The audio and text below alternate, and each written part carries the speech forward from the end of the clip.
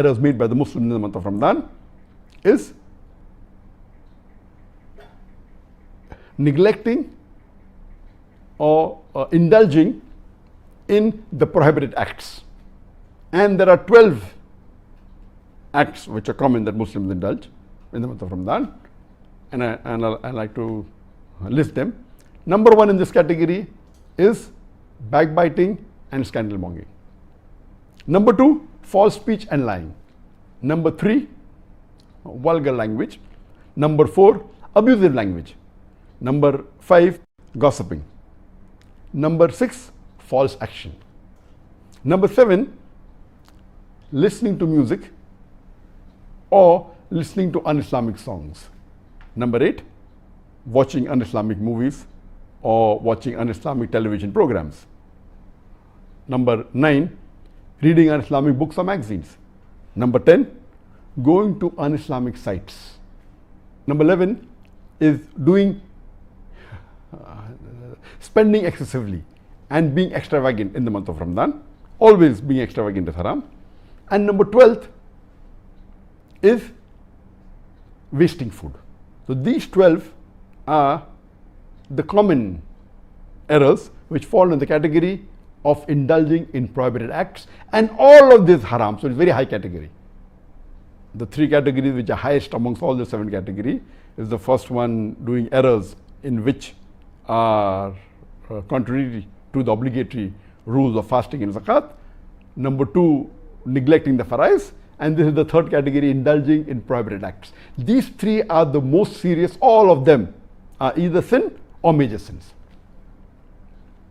The 6th category is that common errors done due to the culture and tradition.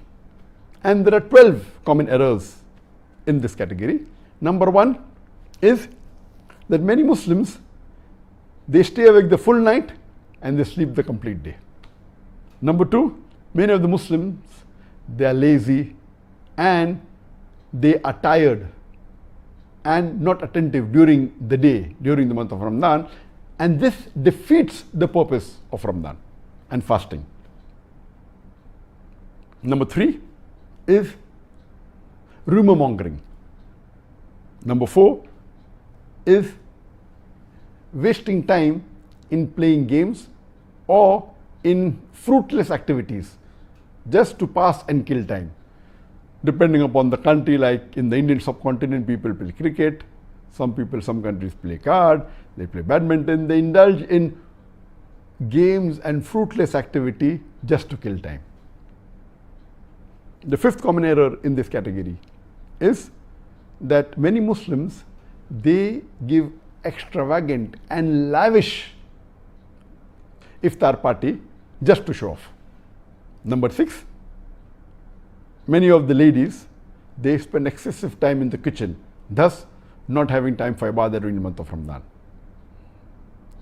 Number 7, many Muslims, they spend time in renovating their homes or their offices and not paying on the ibadah during the month of Ramadan. Number 8 is that many of the Muslims, they socialize excessively after Taraweeh. Number 9, many Muslims, they eat throughout the night. Number 10, many of the Muslims, they keep awake and they keep loitering the full night. 11th is many of the Muslims, they spend time during night shopping and not paying attention on the ibadah. And the last and the 12th in this category is that many of the Muslims, they neglect the last 10 nights of Ramadan, which is very important, the Akhiri Ashra, in which high chances that Laylatul Qadr will come, and they pay importance on other things and they neglect the last 10 nights. These were the 12 common errors in the 6th category. And the last category and the 7th category is many of the Muslims, they avoid doing certain sunnah thinking it will break the fast. And there are 2 common errors in this category. Number 1, that many of the Muslims do not use the miswak, thinking that if they use the miswak, it will break their fast. And this is a misconception. The Prophet did miswak and the Sahabas did. It's a sunnah to do miswak normally and even during fasting. And the second one in this category is people do not sniff water while doing wudu. While doing wudu, sniffing water is important. During non-Ramadan, sniffing excessively is sunnah. During Ramadan, you should sniff but not excessively for fear that water may enter your throat. So during Ramadan, while doing wudu, sniffing water is important, but don't do excessively. Many of the Muslims do not sniff at all, thinking it will break their fast. So this was, in short, total 46 common errors made by the Muslims in the month of Ramadan, divided into 7 categories. And I pray to Allah subhanahu wa ta'ala that may He keep you and me, all of us, away from all these 46 errors and all the other errors that are there, so that we can come closer to Allah subhanahu wa ta'ala and we make the most of the time in this month of Ramadan. And we pray to Allah subhanahu wa ta'ala that may we fast the full month of Ramadan and may He reward us, may He forgive all our sins, and may He put all of us in Jannah. This is the end of the short talk. And Alhamdulillah, I took about 15 minutes for my talk. So inshallah, we'll have more time for the question answer session. Before I repeat the number of the WhatsApp on which you text your questions, let me tell you, you can ask your question on the Facebook, on the YouTube, on the Instagram, on the Twitter, but the best is to ask on the WhatsApp with a clear message. It's much more easier to segregate and for me to reply. Let me tell you about the request we received in the first session and second session. In the first session, as I mentioned, that only on the WhatsApp we received more than 2,000 questions. On the second session, Alhamdulillah, we received more than 5,000 questions. Means 250% as compared to the first, 150% more. And imagine, it's impossible to reply to 5,000 questions in 1 hour or 1 hour 15 minutes or 1.5 hours. On the Facebook, Alhamdulillah, in the first session we received about 2,600 comments, of which 10% were questions, more than 20,000 were questions. In the second session, we received more than 311,000 comments, of which 20% were questions. That was 30,000 questions on the Facebook. And on the YouTube, we received a few thousand more questions. So all put together, the first session, we received more than 25,000 questions. In the second, of the Muslims and many non-Muslims who wished me salam and they prayed for me. I would like to wish all of them wa alaikum assalam wa rahmatullahi barakatuh.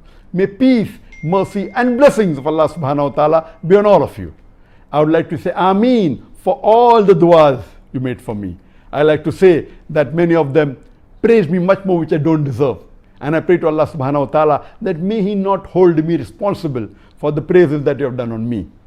And may He forgive you for not knowing my faults. And I pray to Allah subhanahu wa ta'ala that may He make me better than what you think of me. I would like to literally answer each and every of the more than 65,000 questions we receive, but practically it's impossible. I would love to answer each and every. In the first session, we answered 13 questions with duplicate, total 14.